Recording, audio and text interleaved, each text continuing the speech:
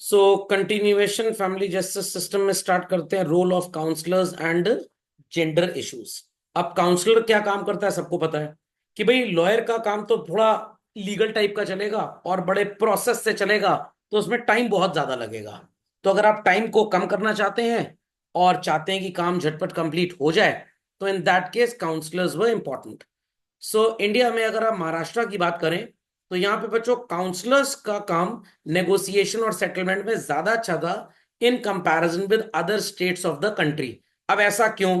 देखिए, कहीं लिखा नहीं है पूरे दुनिया में कि ऐसा क्यों, बट मेरे को क्या लगता है, there is so called a high economical independence.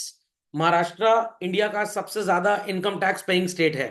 Economically India के रिचेस्ट स्टेट में से आता है, गुजरात भी रिचेस्ट है, ऐसी बात नहीं है। एज वेल एज यहाँ पे जो एम्प्लॉयमेंट है विमेन्स का भी, वो भी रेशियो बहुत ज्यादा है। तो लोग काफी समझ बूझ वाले हैं। Got it clear? यहाँ तो हिंदुस्तान में यूपी एमपी बिहार में काउंसलर को इलाज जूता मारने लग जाए लोग। So women groups contend that counselors should be trained with gender sensitivity, as neutral stands of counselors usually end up being anti-women, influenced by long-standing patriarchal basis। ये क्या होता है? माना जाता था अपने देश को पुरुष प्रधान देश, कि भाई मेल पर्सन ही डोमिनेट करेगा सोसाइटी को। मैट्रियार्कल नहीं माना जाता था, हमेशा पैट्रियार्कल माना जाता था। तो महाराष्ट्र में काउंसलर्स का काम तो ज्यादा था ही था, बट यहाँ पे विमेन ग्रुप्स ने बोला कि भाई काउंसलर्स जेंडर बायस ना हो। जो इंपॉर्टेंस वो विमेन की हियरिंग को दे रहे हैं, वही इंपॉर्टेंस मेन की हियरिंग को दें। वो आदमियों को, मेल पर्सन को ज्यादा इंपॉर्टेंस देते थे और विमेन्स को कम देते थे। तो ये बात बोली गई। और बाकी स्टेट में तो काउंसलर का रोल उतना ज्यादा था ही नहीं। इसलिए हमारे अपने उत्तर प्रदेश स्टेट में आपको शायद पहली बार लीगल की क्लास में सुनने को ऐसा शब्द मिला होगा, समथिंग कॉल्ड एज काउंसलर। नहीं तो हम लोग हमेशा एडवोकेट, लॉयर, यही सारे शब्द सुनते रहते थे। Is that understood? सो चलते हैं आगे। सो वुमेन ग्रुप्स जो थे, इन्होंने डिमांड किया कि भाई एक फ्रेमवर्क बनाए और जेंडर जस्टिस की बातों को भी हम फैमिली कोर्ट्स में लेकर जाएंगे। ये जो अपना एलजीबीटी कम्युनिटी सब कुछ चलता रहता ना, ये भी एक तरह से फैमिली कोर्ट का ही मैटर माना जाएगा। इसको नॉर्मल कोर्ट में डिस्कस नहीं करेंगे। और काउंसलर्स का रोल ऐसा हो कि वो जेंडर बायस ना हो और स्पीडी सेटलमेंट, प्रोटेक्ट करें चीजों को और प्रिजर्व करें कि फैमिली टूटे ना, रादर बंदी रहे। Okay. So in order to accomplish the mandate of reconciliation. अब बच्चे कहेंगे सर ये रिकंसिलिएशन का मतलब क्या होता है? कॉमर्स के बच्चे तो जानते होंगे रिकंसिलिएशन का मतलब क्या होता है, बट मैं बता देता हूं सबको एक बार फिर से कि रिकंसिलिएशन का मतलब क्या होता है। मान लीजिए कि मैं किसी चीज को कुछ अलग तरीके से सोच रहा हूं और एज अ स्टूडेंट आप अलग तरीके से सोच रहे हैं। सर जैसे, टेक एन एग्जाम्पल, होमवर्क। मैंने आपको बोला कि भाई 20 मल्टीपल चॉइस क्वेश्चंस हर बच्चा बना के लाएगा अगले क्लास में। तो 10 बच्चे हैं तो 200 क्वेश्चंस इजिली बन जाएंगे हमारे। आप कह रहे हैं कि सर हम क्या करेंगे बना के, हम एक काम करते हैं, चैट जीपीटी को ये टेक्स्ट कॉपी करके पेस्ट कर देंगे और लिख देंगे फ्रेम 25 या 20 30 जो भी मल्टीपल चॉइस क्वेश्चंस। अभी का गेटिंग इट? तो ये बात सबको समझ में यस आ सर। गई। तो अब कुछ बच्चे कह रहे हैं सर चैट जीपीटी से बना लेते हैं, कुछ कह रहे हैं अपनी सोच से बना लेते हैं। तो मैं कह रहा हूं हाँ, अपनी सोच से बनाओ, चैट जीपीटी को मत यूज करो। तो I am being biased to the tradition, not to the upgraded technology. बच्चे कह रहे हैं सर 5 क्वेश्चन बनाने में 1 घंटा लग जाएगा और चैट जीपीटी कर लेगा तो तेज बन जाएगा, फिर उसको मॉडिफाई कर लिया जाएगा। What it clear? तो कुछ लोग ऐसे हैं जो तकियानुसी चीजों में आज भी विश्वास करते हैं। तो एक परिवार है जहां पे लड़का कह रहा है कि मेरे को सो एंड सो लड़की से शादी करनी है। उसके परिवार के बाकी लोग कह रहे हैं नहीं, घर में ऐसा आज तक कभी कुछ हुआ नहीं, तुम्हारे पिता की शादी भी ऐसे नहीं हुई थी, देख दाग के हिसाब से शादी की जाएगी। तो भाई पिताजी का तो 25 साल पुराना जमाना, तब जमाना बदल गया। तो जब भी दो लोगों के थॉट प्रोसेस में बच्चों डिफरेंस आ जाता है, हम उन डिफरेंसेस को सेटल करने की बात को बोलते हैं व्हाट? रिकंसाइल। तो मैं कुछ और सोच रहा हूं, आप कुछ और सोच रहे हैं, मेरे हिसाब से ये होना चाहिए, आपके हिसाब से ये होना चाहिए। Just come down to a common agreement by negotiating among ourselves, तो that is known as reconciliation. तो मैं कह रहा हूं कि भाई ट्रैवल करना है, एसी फर्स्ट का कंपार्टमेंट बुक कराओ। मेरे घर वाले कह रहे हैं नहीं, 3 टियर एसी का कंपार्टमेंट बुक कराओ। तो भाई नेगोशिएट हुआ और ये डिसाइड हो गया कि हम सेकंड एसी का कंपार्टमेंट बुक करा लेते हैं। तो इट इज रिकॉन्सिलिएशन। तो रिकॉन्सिलिएशन का मतलब समझ में आ गया, डिफरेंस इन ओपिनियन को सेटल करना। अभी का got it, people in the hot seat got it? Yes, sir. चलिए, तो जब भी हमारे आपका ओपिनियन डिफरेंस हो, हम इस बात को जब सेटल कर लेते हैं तो हम रिकंसाइल कर लेते हैं। तो कुछ काउंसलर्स ऐसे हैं जो विमेन्स को कोर्स करते हैं, कोर्स का मतलब फोर्स करते हैं, प्रेशराइज करते हैं। इसके लिए आप एक शब्द पढ़ेंगे आने वाले टाइम में, कोअर्जन। क्या पढ़ेंगे? कोअर्जन। कोअर्जन का मतलब होता है एक्सप्रेशन ऑफ अनड्यू फोर्स। मतलब मैं जबरदस्ती आपसे आपका हाथ पकड़ के आपकी गाड़ी की चाबी छीन लूं और आपको 500 रुपए दे दूं, जाओ गाड़ी मेरी हो गई। This is known as what? Coercion. ये गलत है। या मैं आपको ऐसे बहलाओ फुसलाऊं, टीचर की अनड्यू इलेजिटिमेट अथॉरिटी यूज करके, ऐसा आपको मैंने एकदम वश में कर लिया कि आप खुद ही अपनी गाड़ी की चाबी मेरे टेबल पे रख के चले गए और मेरे से 500 ले गए। इसको बोलते हैं अनड्यू इन्फ्लुएंस। व्हाट? तो कोअर्जन में हम फिजिकल प्रेशर यूज करते हैं, अनड्यू इन्फ्लुएंस में मॉरल प्रेशर यूज करते हैं। तो काफी बार काउंसलर्स क्या, आज भी अगर विमेन्स के अगेंस्ट कोई क्राइम हो जाए तो पुलिस बोलती है ना, भाई देखिए बदनामी आपकी होगी, बेइज्जती आपकी होगी, ये वो ऐसा समझा देंगे। तो लड़की और उसके परिवार वाले क्या सोचेंगे, हाँ यार बात तो ठीक है, सोसाइटी में क्या इज्जत रह जाएगी। इस डर के मारे वो कंप्लेन वापस ले लेते हैं। तो कोर्स किया जाता था विमेन को। और return to the spousal home कहने का मतलब, एक आदमी था वो अपनी बीवी को खूब मारता था, खूब मारता था, खूब मारता था।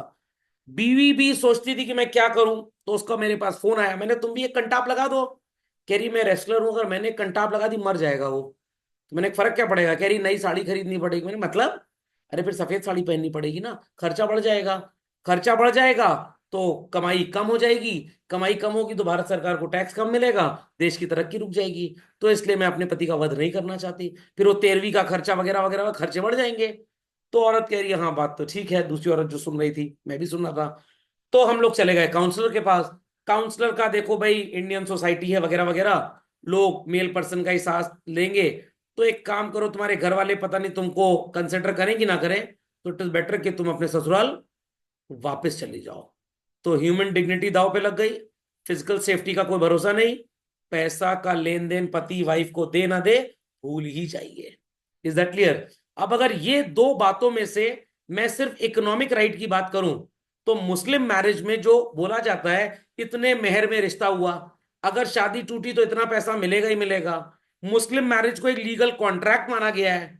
तो बच्चों बातें कहीं से सही लग रही कि नहीं लग रही हैं? तो हिंदू मैरिज में ये सब चीजें होनी चाहिए, बट नहीं है तो खैर हम कुछ कर नहीं सकते। तो बात समझ में आ गई कि क्योंकि विमेन को इतना प्रताड़ित, इतना प्रेशराइज, इतना परेशान किया जाता है, तो इसलिए लगता है कि भाई मैरिज एक सेटलमेंट है और ये कॉन्ट्रैक्ट होना जरूर चाहिए। इज दैट अंडरस्टूड और नॉट? उनका गॉट इट? समझ में आ गया भाई सबको? Yes, sir. So there are certain instances where women have been physically abused and thrown out of their matrimonial home.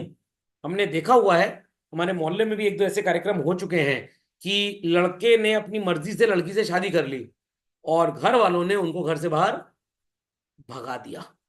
अब जिस लड़के को और उसकी वाइफ को, मतलब बहू को भगाया आपने, कल को 5-10 साल बाद जब आप एक्सपेक्ट करेंगे कि आप बूढ़े हो गए हैं, आपके बेटा बहू वापस आ जाए, आएंगे वो? ठेंगा आएंगे, ठेंगा। कहेंगे जाओ कल मरते हो तुरंत मर जाओ, पैसा नहीं है जहर खरीदने का, मेरे से ले लो। What it clear? तो ऐसा हुआ है चिल्ड्रन। एंड यहाँ पे हस्बैंड से भी कभी कभी वाइफ की पट्टी नहीं खा रही, तो हस्बैंड ने वाइफ को घर से बाहर निकाल दिया। तो यहाँ पे under section 125 of the CrPC criminal procedure code children, demand किया गया मेंटेनेंस, कि भाई अगर नहीं रख सकते साथ में तो हमको हर महीने पैसा इतना दीजिए। तो काउंसलर्स और लॉयर्स रेगुलरली चाहते ही नहीं कि शादी टूटे, हो चाहते हैं भाई शादी है तो बनी रहे। But again there are many tricks. यहाँ पे लॉयर कितनी बार समझाता है हस्बैंड को कि भाई देखो ज्यादा परेशान करोगे, वाइफ है। हमारे देश में औरत को लक्ष्मी का, भगवान का दर्जा दिया गया है। तो पंगा मत ही लो, क्योंकि 90% केसेस में केसेस डिसाइड होते हैं in the favour of girl और विमेन ओनली। तो तुम्हारी तो बैंड बजनी ही बजनी है। और first 7 years of the marriage के अंदर अगर मच्छर भी काट गया बीवी को, तो समझ लीजिए उसके मायके वाले बैंड बजा सकते हैं ससुराल वालों की। सो क्लेम भी ठीक ठाक कभी मिल जाता था, कभी नहीं मिलता था, तो बड़ी समस्याएं रहती थी। तो इसीलिए section 125 of the criminal procedure code जो है, sorry, code of criminal procedure, ये बोलता है कि भाई मेंटेनेंस प्रोवाइड करो, और निग्लेक्टेड चिल्ड्रन और वुमेन की सेफ्टी बहुत इंपॉर्टेंट है।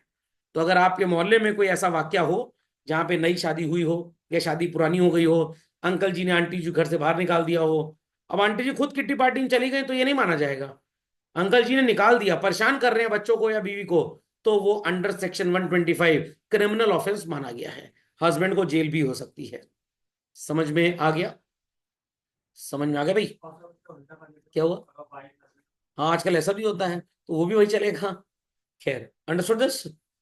So family issues have been nuanced and legal complexities, general sensitivity दुनिया में बढ़ती जा रही है। दुनिया में तो बाद में बात करेंगे, पहले हिंदुस्तान की बात कर ले हम लोग। तो इस तरह की समस्याएं इसीलिए बढ़ रही हैं, और बढ़ने का रीजन यही है, अब जो नई जनरेशन आ रही है, नई जनरेशन मतलब हमारे बाद वाली, जैसे आपकी जनरेशन, तो इनको घर में डांट वाट पड़नी तो नेग्लिजिबल हो चुकी है। सूते कभी गए नहीं है अपने माँ बाप से, तो इन्होंने कभी एडजस्ट करना, कभी सहना, कभी झेलना सीखा ही नहीं। वही हाल लड़कों का है, वही लड़कियों का है, don't take it otherwise. School में पनिशमेंट मिलना बंद हो गया, टीचर ने कभी कुछ मार पीट दिया, सुना दिया, तो पूरा खानदान पहुंच जाता है हमारे बच्चों को छुए कैसे, आपको पता नहीं है एचआईवी इन्फेक्टेड है। What it clear? तो इसलिए टीचर भी कहता है जाओ भाड़ में, मेरा क्या जा रहा है, मेरी तनख्वाह तो आ ही रही है। उसने बोलना बंद कर दिया है क्योंकि कानून उसके अगेंस्ट जा रहा है। और इसीलिए जब ये स्कूल में, घर में, फैमिली में, रिश्तेदारों में सेटल नहीं हो पा रहे हैं, तो क्या हम उम्मीद कर सकते हैं कि ये स्पाउस में सेटल होंगे? प्रकाश जी, बातें समझ में आ रही है? माइक को म्यूट कर दीजिए, हाँ ना जवाब देते रहिए भाई। क्या ये Yes. अपने मैरिज रिलेशनशिप में सेटल होंगे? क्योंकि हस्बैंड की वाइफ को बात नहीं पसंद आएगी और वाइफ की बात हस्बैंड को नहीं पसंद आएगी। 2-4 दिन लड़ेंगे, 5वें 6ठे दिन झापड़ा पर कंटा पंटा मार लेंगे, 8वें दिन डाइवोर्स हो जाएगा। आई हैव सीन मैरिजेस, हफ्ते 10 दिन बाद ही लड़की घर लौट के चली आई कि मैं उन जाहिलों के साथ नहीं रह सकती। अरब खरब पति हैं, बट नौकरानी घर में नहीं आएगी, सारा काम बहू करेगी। क्यों? नौकरानी इसलिए नहीं आएगी क्योंकि ढेर सारा पैसा घर में रखा हुआ है, कहीं नौकरानी पार करके ना ले जाए, तो बहू को नौकरानी बना दिया है। Okay, so Yes. Considering the unequal power relationship between main and women, settlement process हो नहीं पाता था, इसलिए फैमिली कोर्ट में बोला गया इसको ले जाना बहुत जरूरी है। अब ध्यान से मेरी बात सुनिएगा बच्चों। सोर्सेज ऑफ लॉ पढ़ा है हम सबने? Yes, sir. Very good. तो सोर्सेज ऑफ लॉ में 3 बातें हम आपको हमेशा बताते थे। पहला क्या था भाई? कस्टम। दूसरा First, क्या था? लेजिस्लेशन। और legislation, तीसरा था जुडिशियल प्रेसिडेंट। judicial जो precedent. हमने डिसीजन सुनाया, हम उसी को फिर से फॉलो कर लेते हैं। तो भाई आपस के रिश्तेदार भी कभी बीच बचाव होने से बचा लेते थे, दैट इज कस्टम। और उन्हीं सब चीजों के बेसिस पे फैमिली कोर्ट के लेजिस्लेशन, हिंदू मैरिज एक्ट बने। जैसे पहले रिश्तेदार बीच बचाव कराते थे, सेटलमेंट कराते थे, अब ये काम कौन कराएंगे भाई? काउंसलर्स कराएंगे। क्योंकि अब लोग रिश्तेदारों की बातें भी नहीं सुनते, और रिश्तेदार भी बीच में आना पसंद नहीं करते हैं। Is that clear? So one of the Yes. Major women criticism, sorry major criticism by the women groups about the family court was कि भाई family justice system gender justice पे ज्यादा ध्यान देगा। भाई सेटलमेंट वगैरह होता रहेगा, बट सेटलमेंट में ये ना हो कि अगर मेल ने फीमेल को पैसा देना है, चलो 2 लाख, और सेम ऑफेंस के लिए अगर फीमेल मेल को पैसा देगी तो तुम 5 लाख दोगी। अरे ये कौन सी बात है? What it clear? तो जेंडर जस्टिस पहले है, रिकंसिलिएशन बात की बात है। जैसे कहते हैं ना कि भाई पढ़ लिख जाए बच्चा, ये कर जाए वो कर जाए, भाई पहले एक अच्छा इंसान बन जाइए, सोसाइटी की केयर करने लगिए, अपने रिश्तेदारों की, अपनी फैमिली की केयर करिए, पैसा तो जिंदगी में कमा ही लेंगे। सो प्राइमरी ऑब्जेक्टिव था इस मूवमेंट का कि भाई फैमिली कोर्ट्स फोकस करें कि तलाक कम से कम हो। बट आप जरा गूगल वगैरह कर लीजिएगा कि इंडिया में हर साल ऑन एन एवरेज कितने तलाक होते हैं, शायद आपको नजर आ जाएगा हर मिनट 2-4 तलाक हो रहे हैं। कितने ज्यादा है? बड़े शहरों में, पढ़ी लिखी कम्युनिटी में, रिच अर्निंग कम्युनिटी में बच्चों ये ज्यादा है। बल्कि गांव वगैरह में जो लोग रह रहे हैं, या जो कम एजुकेटेड हैं, या बैकवर्ड एरियाज में रह रहे हैं, या where husband wife both are not earning, ये बहुत नेग्लिजिबल है। समझ में आ गया? और इसका रीजन यही है, बुरा मत मानिएगा मेरी बात, मैं कोई जेंडर बायस्ड लड़के लड़की के खिलाफ नहीं हूं। लड़का भी पैसा कमा रहा है, लड़की पैसा कमा रही है। लड़के ने अपनी माता जी को देखा घर में काम करते हुए, खाना पीना बनाते हुए, जिस जनरेशन से आए थे, और लड़के के पिताजी ही बिजनेस करके, जॉब करके पैसा कमाते थे। जब उसकी शादी कमाऊ लड़की से हो गई, तो लड़की का क्या एक्सपेक्टेशन है? भाई तुम अगर 9 घंटा ऑफिस में जॉब कर रहे हो, तो मैं भी 8-9 घंटा ऑफिस में जॉब कर रही हूँ। अगर मैं खाना बना सकती हूँ तो तुम बर्तन क्यों नहीं धो सकते? अब लड़के को यहाँ पे ईगो लग जाती है कि मेरे पिताजी ने कभी बर्तन नहीं धोए तो मैं कह दूं, क्योंकि बेटा तुम्हारे पिताजी इतना कमा लेते थे कि तुम्हारे माता जी के उन्होंने 4 नौकरानी दे दी है। तुम इस लेवल के दलिद्र हो कि तुम इतना कमा ही नहीं पा रहे हो कि तुम्हारी बीवी को नौकरी ना करनी पड़े। Is that clear? तो भैया तुम्हें तो बर्तन मांगना पड़ेगा। Fundamental logic is clear. नहीं बर्तन मांगना चाहते, डाइवोर्स ले लो। तो कुछ हद तक यहाँ लड़की की गलती भी नहीं है। पहले फैमिलीज में क्या होता था, मतलब आपके पापा मम्मी की फैमिली, या और पीछे चले जाइए थोड़ा, पापा मम्मी की फैमिली तक तो लेडीज आर इनटू जॉब्स, थोड़ा और पीछे मतलब दादा दादी फैमिली में चले जाइए, लेडीज तो नेग्लिजिबल जॉब वॉब करती थी। उनका काम क्या था, घर का ही था पूरा। तो भैया छुट्टी होती थी, मैट्रिमोनियल हाउस में रहते थे, तो दादी माँ, गॉट इट क्लियर, या ताई जी नानी के घर जाती थी, आपकी नानी नहीं, अपने माँ के घर, और पापा उनको बाद में लेने आते थे। Is that clear? Papa was the only earning member. तो पापा ने कभी गुस्से में कुछ बोल भी दिया तो मम्मी ने इग्नोर कर सुन दिया, सुन लिया। हम काहे सुने तुम्हारी बात, हम भी तो कमा रहे हैं। खोपड़े में बात गई कि नहीं गई? समझ में आ गया? यस और कहीं लड़के की तनख्वाह 5 लाख महीना और लड़की की 5.25 लाख, चल चुकी बेटा शादी कायदे से। Got it clear? तो मैं इस बात को पूरी तरह सपोर्ट करता हूं कि भैया 8 घंटा वो ऑफिस में खप के आई है तो 8 घंटा तुम भी थे। तो घर में अगर उसने खाना बना दिया तो भैया तुम कपड़ा प्रेस कर दो कम से कम। खोपड़े में बात गई। शूज पॉलिश कर दो बच्चों के स्कूल के लिए, अगर इसने बैग लगा दिया, गेस्ट थोड़ा जाओगे। ऐसा तो है नहीं कि 5 की बजाय 4 उंगली रह जाएगी। तो कुछ कलाकार ये भी कम है। समझ में आ गया? ये हाँ, अरे दुनिया में समस्या ही बस ईगो की है भाई। घर के बंटवारे होते हैं किस वजह से? ईगो की वजह से होते हैं। समझ में आ गया? तो ईगो को 0 से मल्टीप्लाई कर दो, सारी समस्या खत्म हो जाएगी, सारी समस्या खत्म हो जाएगी। ओके। इसीलिए फैमिली कोड्स बनाए गए थे कि भाई शादी ना टूटे, बट हो नहीं पाता है बेसिकली, क्योंकि लोगों के अंदर सुनने की सहन शक्ति खत्म हो चुकी है। बताओ।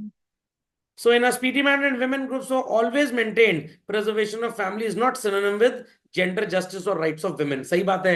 अगर आप women rights की बात करेंगे, मेरे को ये दो मेरे को वो दो, ठेंगा फैमिली प्रिजर्व होगी, कहेगी भैया अच्छा ऐसा ले जाओ। जैसे पहले जब पिता की डेथ होती थी तो प्रॉपर्टी लड़के के पास जाती थी, और लड़कियों को प्रॉपर्टी कानूनन नहीं मिलती थी, लड़के खुश रहते थे। अब कानून बन गया कि जो राइट एक बॉय चाइल्ड का होगा वही गर्ल चाइल्ड का। गर्ल। तो मेरे पापा की डेथ के बाद प्रॉपर्टी अगर उनकी थी तो मेरी और मेरी सिस्टर के बीच में बराबर से डिवाइड होगी। Is that clear? तो मैंने अपनी सिस्टर को फोन किया, भैया इस तरह से होना है, बताओ तुम्हें क्या चाहिए? तो कह रही पगला गए हो क्या, हमें क्या चाहिए, रखो जो है, हमें कुछ नहीं, जमा घर है यहाँ पे, हम अपने शादीशुदा जीवन बहुत खुश हैं। तो मैंने कहा नहीं भैया कानून है, कल को तुम्हें रिश्तेदार भड़का ना दें, कह रही पागल रिश्तेदार चप्पल मारेंगे उनको, मेरे कुछ नहीं चाहिए। Is that clear? तो ऐसे ही रिश्तेदारी बनी रहती है। जहां पे लड़की चुलबुल पांडे बन गई, ऐसे कैसे, मेरे को तो चाहिए चाहिए रिश्ता। तो भाई कहेगा ठीक है बहन, अब रक्षाबंधन और भाई दूज और टीका इसको हिस्ट्री किताब में पढ़ लेना। अब जब पैसे की बात आ गई तो रिश्ते यहां पे खत्म हो गए। Is that clear? समझ में आ गया? Yes sir. चलिए, तो ये क्लियर हो गया भाई काउंसलर का क्या रोल था जेंडर इश्यूज से रिलेटेड। तो इसलिए यस। दो बातें अलग अलग हैं। जिस दिन राइट्स ऑफ वुमेन की बात हो गई उस दिन आपकी फैमिली ठेंगा प्रिजर्व होगी, आपकी नहीं, मतलब ये बोलने का तरीका है। लॉजिक समझ में आ गया? तो मैं तो एक बात समझ गया, लॉ जब मैंने खुद पढ़ा एलएलबी में और जब पढ़ा भी रहा हूं, कि भाई हर इंसान को लॉ जरूर पढ़ना चाहिए। उसको पता लगेगा कि भाई हिस्टोरिकली समस्याएं क्या थी, झेलना कितना पड़ता है, नुकसान कितना होता है। तो एटलीस्ट ना घर टूटेंगे ना दुश्मनी बढ़ेगी। ओके। चलिए, तो ये टॉपिक होता है इसी के साथ समाप्त।